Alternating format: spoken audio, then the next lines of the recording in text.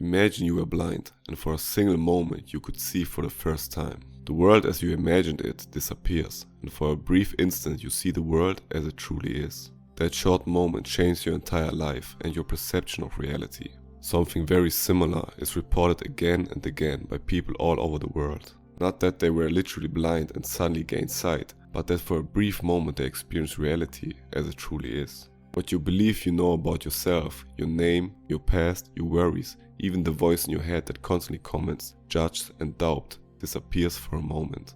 Imagine all of that simply falling away in a fraction of a second, and what remains is absolute clarity. No I that thinks, no you that observes, no separation between you and the world. The feeling of being separate, the principle of dualism, dissolves completely.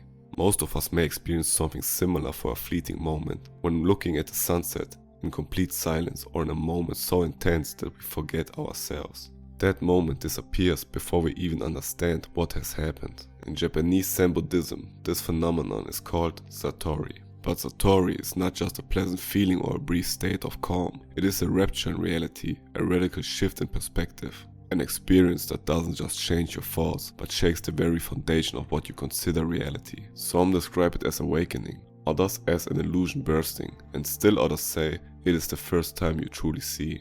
Satori is not something you can achieve. You can't plan it, force it, or bring it about sheer effort.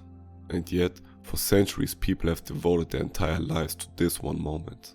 Why do Buddhist monks in silent monasteries pursue a sudden breakthrough that could happen at any time? Or perhaps never at all. In this video, we dive into one of the most mysterious concepts of Japanese Zen Buddhism. What happens when you realize that you were never truly separate from the world?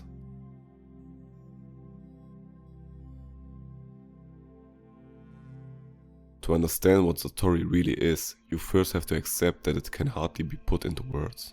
In the Zen tradition, especially in Zen Buddhism, Satori does not describe knowledge that can be learned, but a direct experience. Not the concept, not the theory, but the moment in which the usual way of seeing the world suddenly collapses. Normally, we experience reality through filters, our thoughts, memories and judgments. We don't simply see a tree, we think tree. We compare it, we categorize it. Our mind constantly stands between us and reality. Satori is the moment when that very filter disappears, not forever, but long enough to realize that it was there in the first place.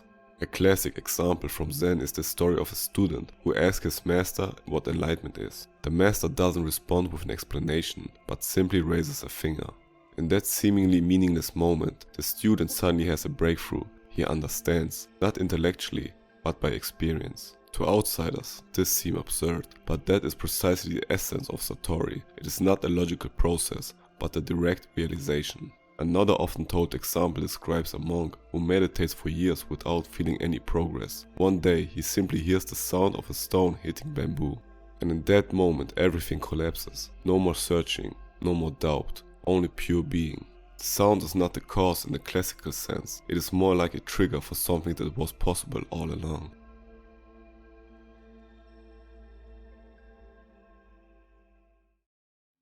A central part of the path towards Satori are so-called koans, puzzling, often contradictory statements or questions from Zen Buddhism that make no sense at first glance. Unlike traditional riddles, koans have no logical solution. They are not meant to occupy the mind, but to push it to its limits. Normally, we try to solve every problem through thinking. We analyze, compare, and search for patterns. Koans break precisely this mechanism. When a student engages deeply with a koan, they eventually reach a point where logical thinking simply no longer works. A famous koan is, for example, what is the sound of one hand clapping? Your mind immediately searches for an answer, tries to imagine something, perhaps to find a metaphorical solution. But no matter how long you think about it, it leads nowhere. Eventually, you give up pure thinking, and another kind of understanding emerges, one that is no longer based on words. Another well-known koan is, does a dog have Buddha nature? This seemingly simple question is traditionally answered with mu, which roughly means not or beyond yes and no. Here again, you are forced to let go familiar categories like right and wrong. Koans are therefore not answers but tools. They bring you to the point where your thinking no longer functions. They do not help by providing knowledge, but by dissolving the need for it. In a world constantly searching for quick answers, they force you to become still and experience something that cannot be explained. So what can we learn from this, and what does it bring to our everyday lives today? The most important insight is that what we consider ourselves is less stable than we believe. Satori shows that many of our problems arise from this very construction, from constant thinking, comparing and clinging. When this mechanism pauses, everything changes. Not the world, but the way we experience it. We live in a world that is louder and faster than ever before. Constant distraction, social media, endless information. Our minds are rarely still. We define ourselves through performance, opinions and a digital self-image. Satori stands in complete contrast to this. It reminds us that beneath all this noise, there is a level that is already complete, without needing to add anything. This doesn't mean you suddenly walk through life enlightened. But even the idea itself can change something. You don't have to take every thought seriously.